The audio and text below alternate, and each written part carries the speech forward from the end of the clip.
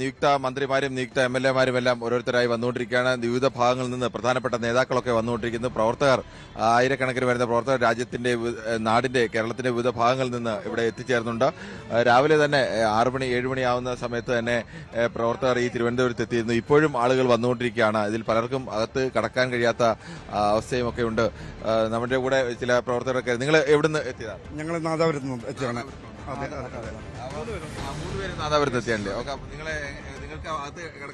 അകത്ത് ഭയങ്കര തിരക്കാണ്. പക്ഷെ ഞങ്ങൾക്ക് അകത്ത് അധികം കടക്കണമെന്നില്ല. കോഴിക്കോട് ജില്ലക്ക് 12 MLA-മാരെ ഞങ്ങൾ കൊടുത്തിട്ട് ഞങ്ങൾക്ക് ഒരു മന്ത്രിയെ തന്നിട്ടില്ല ഇതുവരെ. മന്ത്രിയെ തരാതുള്ള വിഷമത്തിലാണോ നിങ്ങൾ? പാറക്കൽ അബ്ദുള്ള 2.5 കൊല്ലത്തിന് ശേഷം മന്ത്രിയാവുമെന്ന് പറയുന്നത്. 2.5 കൊല്ലത്തിന് ശേഷം മന്ത്രിയാവുന്ന കാര്യം അസമയത്ത് തീരുമാനിക്കുന്നല്ലേ.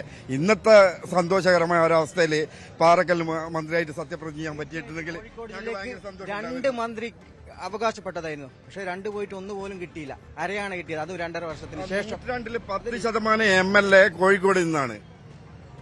12 പേര് 102 എന്നിട്ട് ഒരു മന്ത്രി 21 ഒരു മന്ത്രി. 10 വർഷത്തിന്റെ ശക്തമായ ഒരു കോട്ടയായിരുന്നു കോഴിക്കോട്. ആ കോഴിക്കോട് നിന്നാണ് UDF ഇത്രയും. ശരി, കോഴിക്കോടുകാർക്ക് വലിയ വിഷമമുണ്ട്. അവർക്ക് ഒരു മന്ത്രിയെ പോലും കൊടുത്തില്ല. അവർ 102-ൽ 12 പേരെ നൽകിയതാണ്. 10-1 MLA-മാരെ നൽകിയതാണ് UDF-ന്. പക്ഷെ അവർക്ക് ഒരു മന്ത്രിയെ പോലും കിട്ടിയില്ല. അവർ അരമന്ത്രിയെ 2.5 കൊല്ലത്തിന് ശേഷമേ കിട്ടുന്നുള്ളൂ. പക്ഷെ അവരെന്നപ്പോഴും അവിടെ നിന്ന് ഇവിടെ എത്തുന്നുണ്ട് സത്യപ്രതിജ്ഞാ ചടങ്ങ് കാണാൻ വേണ്ടി. ഇതുപോലെ 100 കണക്കിന് പ്രവർത്തകർ സംസ്ഥാനത്തിന്റെ വിവിധ ഭാഗങ്ങളിൽ നിന്ന് വന്നുകൊണ്ടിരിക്കുകയാണ്. പലർക്കും അകത്ത് കടക്കാൻ കഴിയാത്ത അവസ്ഥയുണ്ട്. അത്രത്തോളം തിരക്ക് ആയി കഴിഞ്ഞു. പാസ് ഉള്ളവർക്കടക്കം ചിലർക്കെങ്കിലും കടന്നു കയറാൻ കഴിയാത്ത ഒരു അവസ്ഥയുണ്ട്. പോലീസ് തിരക്ക് കാരണം നിയന്ത്രിച്ച് കുറച്ചുപേരെ വീണ്ടും അകത്ത് കടത്തിക്കൊണ്ടിരിക്കുകയാണ്. എന്തായാലും അല്പസമയത്തുള്ളിൽ തന്നെ ഈ സത്യപ്രതിജ്ഞ ചടങ്ങുകൾ ആരംഭിക്കും.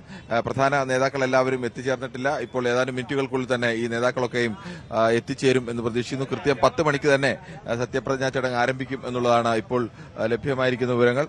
എന്തായാലും പ്രവർത്തകരുടെ ഒരു വലിയ ഒഴുക്ക്, പ്രത്യേകിച്ച് വടക്കൻ കേരളത്തിൽ നിന്നൊക്കെ, ഒരു കണ്ണൂരിൽ നിന്നും കാസർഗോഡ് നിന്നും കോഴിക്കോട് നിന്നും മലപ്പുറത്ത് നിന്നും തൃശ്ശൂരിൽ നിന്നും ഒക്കെയാണ് കൂടുതൽ ആളുകൾ ഇവിടെ എത്തിച്ചേർന്നിട്ടുള്ളത് എന്ന് തോന്നുന്നു. അത്രത്തോളം ആളുകളാണ് വിവിധ ഭാഗങ്ങളിൽ നിന്ന് ഇവിടേക്ക് വന്നുകൊണ്ടേയിരിക്കുന്നത്.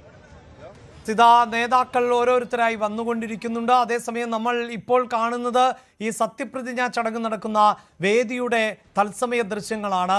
ഒരുപക്ഷെ ഒരു സസ്പെൻസ് ഈ നിമിഷവും ഉണ്ട് എന്നതാണ് എടുത്തു പറയേണ്ടത്. 102 അംഗങ്ങളെ നിയമസഭയിലേക്ക് എത്തിച്ചപ്പോൾ പോലും ആരാകും മുഖ്യമന്ത്രി എന്നത് സംബന്ധിച്ചും വലിയ സസ്പെൻസ് ആയിരുന്നു നിലനിന്നിരുന്നത്. അത് സൃഷ്ടിച്ചത് കോൺഗ്രസ് ആയിരുന്നു. 10 ദിവസങ്ങൾക്ക് ശേഷമായിരുന്നു VD സതീശൻ എന്ന പേരിലേക്ക് എത്തിയത്. പിന്നീട് മന്ത്രിമാരാര് എന്നത് സംബന്ധിച്ച ചർച്ചകളായിരുന്നു, മാരത്തൺ ചർച്ചകളായിരുന്നു. അവിടെയും സസ്പെൻസ് നിലനിന്നിരുന്നു. അതിനുശേഷം ഇതാ 21 മന്ത്രിമാർ, മുഖ്യമന്ത്രി ഉൾപ്പെടെ തീരുമാനമെടുക്കുന്നു. പക്ഷേ ഇപ്പോൾ സസ്പെൻസ് ഉണ്ടാകുന്നത് ഗവർണറുടെ നിലപാടിനെ സംബന്ധിച്ചാണ്. അതായത് ഈ സത്യപ്രതിജ്ഞാ ചടങ്ങിൽ വേദിയിൽ ആർക്കൊക്കെയാണ് ഇരിപ്പിടം ലഭിക്കുക എന്നതാണ്. കോൺഗ്രസിന്റെ മുതിർന്ന നേതാക്കൾ, മുൻ മുഖ്യമന്ത്രിമാർ, നിലവിലെ മുഖ്യമന്ത്രിമാർ, കോൺഗ്രസിന്റെ മുഖ്യമന്ത്രിമാർ, ഇവർക്കൊക്കെ വേദിയിൽ ഇരിപ്പിടം ലഭിക്കുമോ? കോൺഗ്രസിന്റെ അധ്യക്ഷനായിട്ടുള്ള മല്ലികാർജ്ജുൻ ഖാർഗെയ്ക്ക് സദസ്സിന്റെ മുൻനിരയിൽ ഇരിക്കേണ്ടി വരുമോ? പാർലമെന്റിൽ ലോക്സഭയിലെ പ്രതിപക്ഷ നേതാവ് കൂടിയായിട്ടുള്ള രാഹുൽ ഗാന്ധിക്ക് സദസ്സിന്റെ ഭാഗമാകാൻ സാധിക്കുമോ? ഇത്തരമൊരു സസ്പെൻസ് ഈ നിമിഷവും നിലനിൽക്കുന്നു എന്നതാണ്. നിലവിൽ സത്യപ്രതിജ്ഞാ ചടങ്ങിന് നിയുക്ത മന്ത്രിമാർ, ചീഫ് സെക്രട്ടറി, പിന്നീട് ഗവർണർ, ഈ 3 വിഭാഗങ്ങൾ എന്നതിനപ്പുറത്ത് ആരെയും അനുവദിക്കില്ല എന്നുള്ളതാണ്. ഇപ്പോൾ PK കുഞ്ഞാലിക്കുട്ടി, സാദിഖ് അലി ശിഹാബ് തങ്ങൾ ഉൾപ്പെടെയുള്ളവർ ഇതാ സദസ്സിലേക്ക്, വേദിയിലേക്ക് പോകുന്നതിൻ്റെ ദൃശ്യങ്ങളടക്കം നമുക്ക് കാണാൻ സാധിക്കുന്നുണ്ട്. അവരെല്ലാവരും ആ ഇരിപ്പിടങ്ങളിലേക്ക് തന്നെയാണ് എത്തുന്നത്. അവിടെയാണ് ഒരു കൺഫ്യൂഷൻ ഇപ്പോഴും നിലനിൽക്കുന്നത്.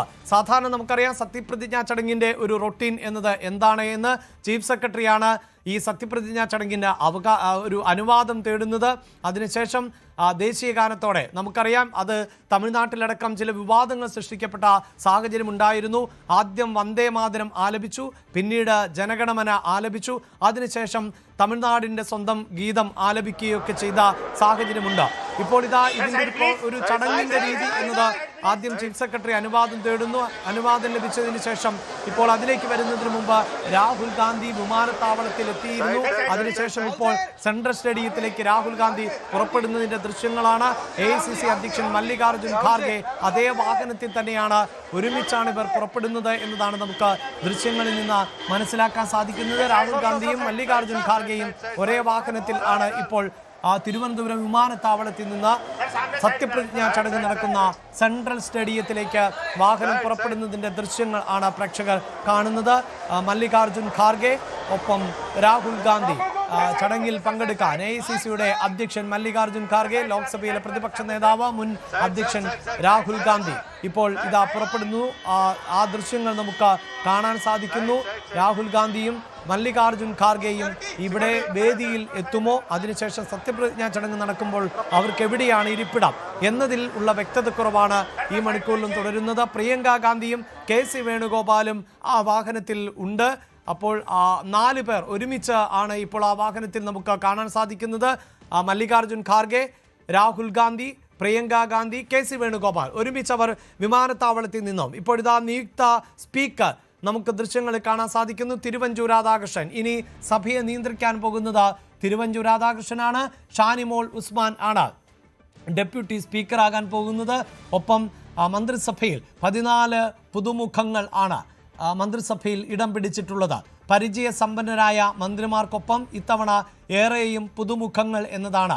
K. മുരളീധരൻ ഉൾപ്പെടെയുള്ളവർ പരിചയസമ്പത്തിൻ്റെ അനുഭവ സമ്പത്തുമായാണ് ഈ മന്ത്രിസഭയുടെ ഭാഗമാകുന്നത് എങ്കിൽ നേരത്തെ നമ്മൾ കണ്ടതാണ് റോജി M. ജോണിനെ പോലെയുള്ളവർ, M. ലിജുവിനെ പോലെയുള്ളവർ, അങ്ങനെ നിരവധിയായ ആളുകൾ. PC വിശ്വനാഥ് ആദ്യമായി മന്ത്രിസഭയിലേക്ക് എത്തുന്നു. മന്ത്രി കസേരയിലേക്ക് എത്തുന്ന നിരവധിയായ ആളുകൾ. AP അനിൽകുമാറിന് നമുക്ക് ദൃശ്യങ്ങളിൽ കാണാം. പരിചയസമ്പത്തുണ്ട്, നേരത്തെയും മന്ത്രിയായിരുന്ന വ്യക്തിയാണ്. ഇപ്പുറത്ത് നിൽക്കുന്ന PC വിശ്വനാഥ് ആദ്യമായി നിയമസഭയിൽ മന്ത്രിസ്ഥാനം അലങ്കരിക്കുന്നു. സണ്ണി ജോസഫ്, KPCCയുടെ അധ്യക്ഷൻ കൂടിയായ സണ്ണി ജോസഫ് ഇത്തവണ റവന്യൂ വകുപ്പ് കൈകാര്യം ചെയ്യും എന്നാണ്. T. സിദ്ദിഖിനെ നമുക്ക് കാണാൻ സാധിക്കുന്നു. ആദ്യമായി മന്ത്രിസഭയിലേക്ക് എത്തുന്ന T. സിദ്ദിഖ്, അതും വയനാട് പോലെയുള്ള ഒരു പ്രദേശത്ത് നിന്ന്, വയനാട് ജില്ലയിൽ നിന്ന് എത്തുന്ന മന്ത്രി എന്ന പരിഗണന. അനു ജേക്കബിനെ നമുക്ക് ദൃശ്യങ്ങളിൽ കാണാം. 2.5 വർഷത്തെ ടേം വ്യവസ്ഥ എന്നാണ് അനു ജേക്കബിൻ്റെ വിഷയത്തിൽ അറിയുന്നത്. അനു ജേക്കബ് നേരത്തെ ഭക്ഷ്യ സിവിൽ സപ്ലൈസ് വകുപ്പ് കൈകാര്യം ചെയ്തിരുന്നു. KA തുളസി ഇപ്പോൾ മന്ത്രിസഭയിലേക്ക് ആദ്യമായി എത്തുന്നു. ഷംസുദ്ദീൻ മന്ത്രിയാകുന്നു. അങ്ങനെ നിരവധി പുതുമുഖങ്ങൾ കൊണ്ട് നിറഞ്ഞ ഒരു മന്ത്രിസഭ എന്നതാണ്. ഇവർക്ക് ഒരുപക്ഷെ പുതിയ കാലഘട്ടമാണ്, അതുകൊണ്ട് തന്നെ പുതിയ കാലം മാറുന്നു. അത് ബിനോയ് വിശ്വത്തെ, CPIയുടെ സംസ്ഥാന സെക്രട്ടറി ബിനോയ് വിശ്വത്തെ ഇവർ അഭിസംബോധന ചെയ്ത് പോകുന്നതിൻ്റെ ദൃശ്യങ്ങൾ അടക്കമാണ് കാണാൻ സാധിക്കുന്നത്. അങ്ങനെ യുവാക്കളുടെ മോൻസ് ജോസഫിനെ നമുക്ക് ദൃശ്യങ്ങളിൽ കാണാം. കേരള കോൺഗ്രസിൽ നിന്നുള്ള മന്ത്രി കസേരയിലേക്ക് എത്തിയിട്ടുള്ള മോൻസ് ജോസഫ് ആണ്. ഇങ്ങനെ ഓരോരുത്തരായി ഇതാ K. മുരളീധരൻ ഇപ്പോൾ മുതിർന്ന കോൺഗ്രസ് നേതാവ്, നേരത്തെ തന്നെ അദ്ദേഹം മന്ത്രിസഭയിൽ പലപ്പോഴായി എത്തിയിട്ടുള്ള ആൾ കൂടിയാണ് എന്നതാണ് എടുത്തു പറയേണ്ടത്. മുരളീധരനെ സംബന്ധിച്ചിടത്തോളം മറ്റൊരു പ്രത്യേകത എന്നത് മന്ത്രി കുടുംബങ്ങളിൽ നിന്ന്, നേതാക്കളുടെ കുടുംബങ്ങളിൽ നിന്ന് ഉൾപ്പെടെയുള്ളവർ നിരവധി പേർ ഈ സഭയിലേക്ക് എത്തുന്നുണ്ട്. പലരും ആദ്യമായാണ് മന്ത്രിസഭയുടെ ഭാഗമാകുന്നത് എങ്കിൽ പോലും ഇവരുടെയൊക്കെ രാഷ്ട്രീയ പശ്ചാത്തലം പരിശോധിച്ചാൽ, കുടുംബ പശ്ചാത്തലം പരിശോധിച്ചാലൊക്കെ ഇതിനും മുമ്പ് തന്നെ കൃത്യമായ ബിന്ദു കൃഷ്ണയെ നമുക്ക് ദൃശ്യങ്ങളിൽ കാണാൻ സാധിക്കുന്നുണ്ട്. വനിതാ ശിശുക്ഷേമ വകുപ്പ് ആയിരിക്കും ബിന്ദു കൃഷ്ണ കൈകാര്യം ചെയ്യുക എന്നതാണ്. ബിന്ദു കൃഷ്ണയ്ക്കും ഇത് ഇരട്ടി മധുരമാണ്. ആദ്യ വിജയത്തിൽ തന്നെ മന്ത്രിസഭയുടെ ഭാഗമാകാൻ സാധിക്കുന്നു. കൂടുതൽ വാർത്തകൾക്ക് News 18 Keralam YouTube channel subscribe ചെയ്യുക.